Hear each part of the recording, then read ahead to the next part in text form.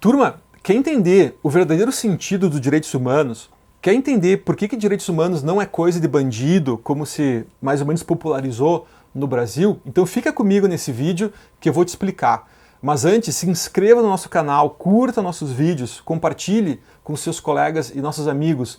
Eu vejo aqui nas estatísticas do YouTube, tem muita gente vendo nossos vídeos, muita gente curtindo, mas o pessoal não se inscreve, tá? Então para você saber quando é que a gente lança, né, novos vídeos, ativa ali o sininho das notificações, é legal, tá? É uma forma do YouTube entender que esse tipo de conteúdo ele pode ser recomendado também para outras pessoas, tá? Então vamos falar de direitos humanos. Eu quero indicar uma obra literária hoje bem diferente para vocês entenderem o verdadeiro significado, a verdadeira origem, tá, dos direitos humanos, certo? E não é uma obra jurídica, olha só. Primeiro, pessoal, qual que é a problemática? O problema que me motivou a gravar esse vídeo para vocês é que no Brasil existe uma certa ideologia, um certo discurso que circula de que direitos humanos é coisa de bandido, ou é coisa de presidiário, ou é coisa ligada a um sistema prisional, tá? E tem um pouco a ver, tem uma certa razão, porque no Brasil, quando a gente observa o que acontece nas prisões, a superlotação, essas coisas, né, é violação de direitos humanos, sim, então tudo bem. Mas direitos humanos é uma coisa muito mais profunda do que isso, turma. Direitos humanos tem a ver com a guerra, tá? A origem dos direitos humanos é a guerra, não é presídio, não é bandido, não é coisas desse tipo, certo?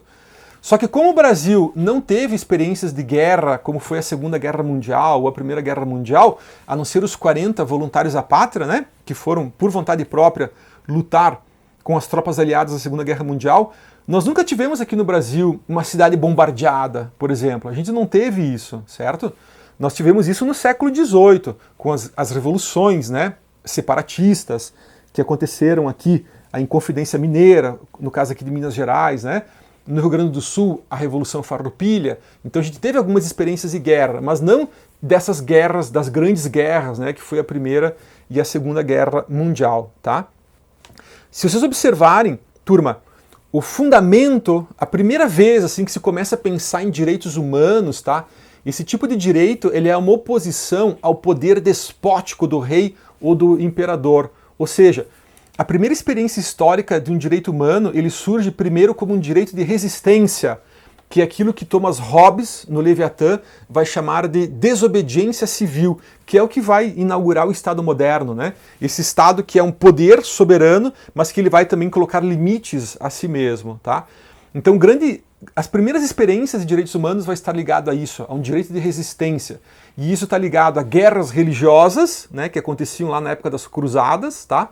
E também em relação a essas guerras políticas, certo? Que os impérios e os reinos, né, faziam em conquista de território, etc. Então, o direito de resistência é a primeira experiência histórica dos direitos humanos. Mas aí vocês conseguem já entender que esse tipo de origem, tá, ligado à resistência, ligado à desobediência civil, ele dá uma conotação apenas individual para os direitos humanos. Ele dá uma conotação ligada à liberdade, tá? É a liberdade do cidadão diante desse poder opressor, né? Ou de uma dominação religiosa, ou de uma dominação política por um reino ou por um imperador, certo? No século XIX vai acontecer uma grande transformação. Pessoal, o século XIX é a época da Revolução Industrial, do surgimento de uma nova classe social, que não é nem burguesa, que também não é campesina, que são os proletários, os trabalhadores das grandes fábricas, né? Nessa nova configuração urbana agora que a Europa vai sofrer, principalmente em Inglaterra e França, certo?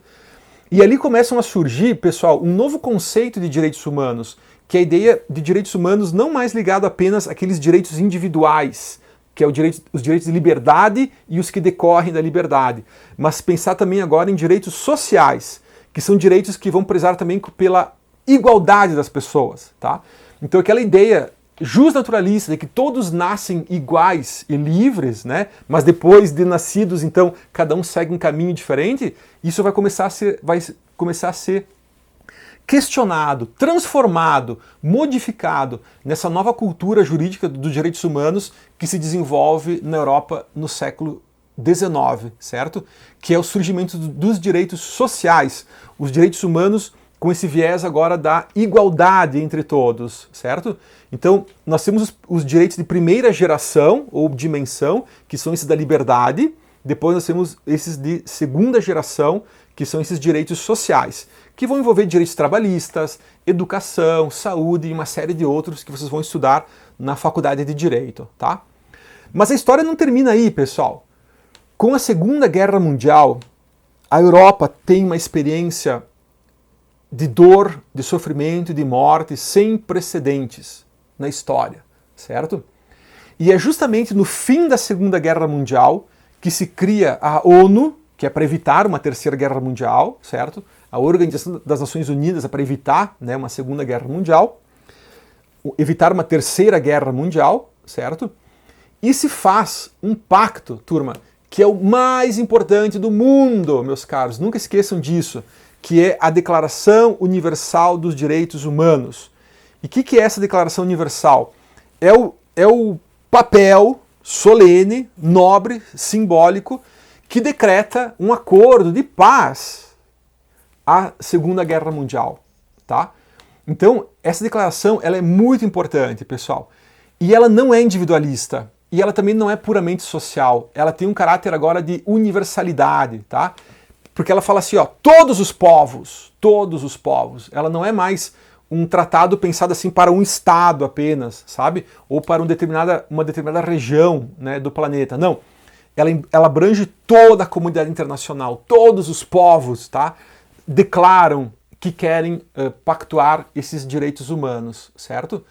E, meus caros, não tem a ver nada com coisa de bandido, não tem a ver nada com coisas de presidiário, ou de pessoas, digamos assim, coitadinhas, tem um certo discurso também que trabalha com essa noção, tá?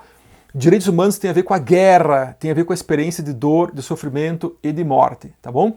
E aí eu quero indicar para vocês um livro, para vocês entenderem o que a gente realmente está falando, tá? Esse livro, pessoal, é pequenininho. Na verdade, nem é uma história. Na verdade, é um conto, tá?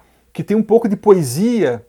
Eu não sei se o gênero seria uma poesia. Tem versos, tem rimas, tá? Mas ele é um conto, que é o conto de Bertolt Brecht, que se chama A Cruzada das Crianças, ou A Cruzada dos Pequeninos, tá?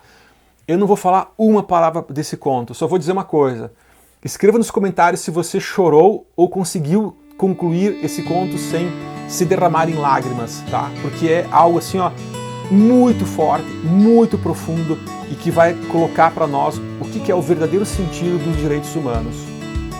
Conta nos comentários depois.